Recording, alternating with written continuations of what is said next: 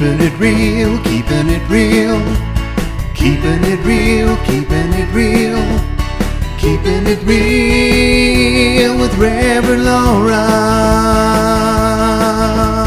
Keeping it real, keeping it real. Keeping it real, keeping it real. Keeping it real with Reverend Laura. You know, love is that universal quality that is often synonymous with spirit, with God.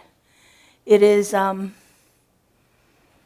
thing that we are all here to be. It is that thing that we cannot be without. Love shows up in so many different ways.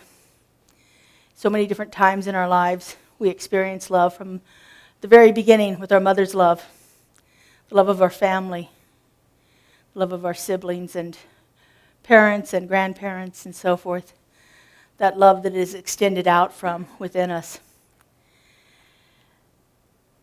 And then that love can grow into the love that we have for the friends and people that we meet along our journey in life. It can evolve into an intimate form of love.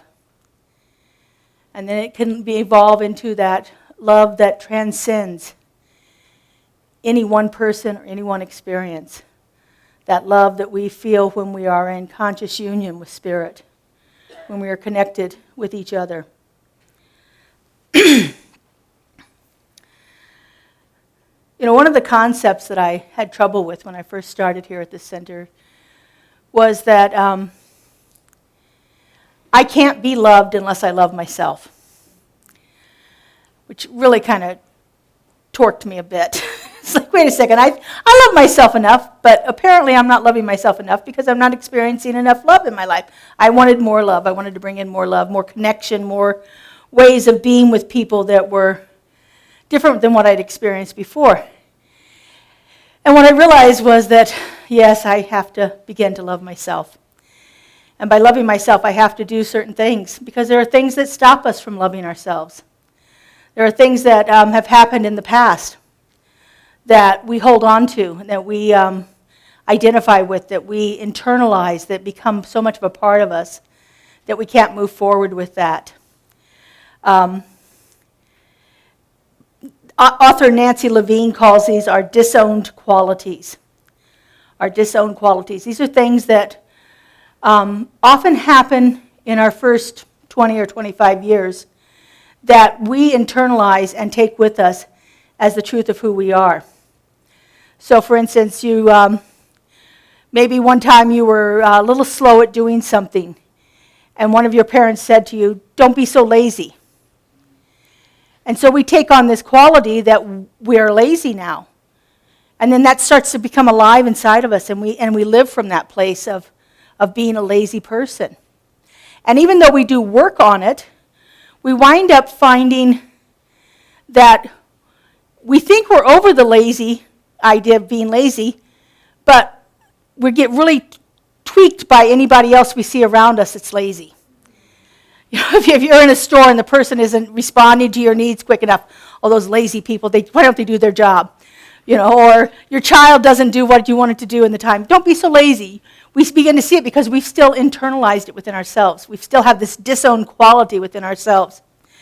The poet Robert Bly says that this is the long bag we drag behind us. The long bag we drag behind us. These are things that we have held on to, and we've allowed them to grow inside of us. And it's not any fault of ours. We didn't know better. When we were children, we hear these things, we believe they're true. They're coming from people that we respect and love and who are taking care of us, and we expect them to be true. People wouldn't say things to us if they weren't true, right? But we begin to internalize these things in such a way that they become part of our identity. And it's hard to move to that place of love when we're holding on to these qualities that we don't really want to experience in our lives, and we don't really want to have. Often, and like I said, oftentimes we think we don't have them anymore. Robert Bly goes on to say, we spend our early life deciding what parts of ourselves to put in this bag, and then we spend the rest of our life trying to get them out again. When we're young, we hear these things said to us. We either decide that's ours or it's not ours.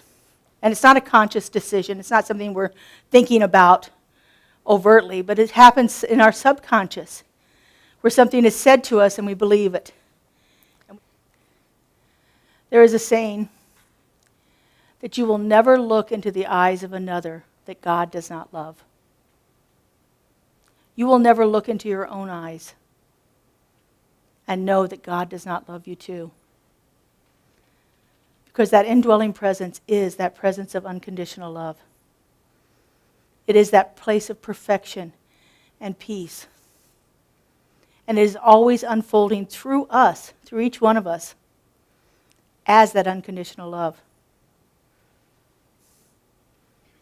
Sometimes we just have to clear away the stuff so that it can show through better.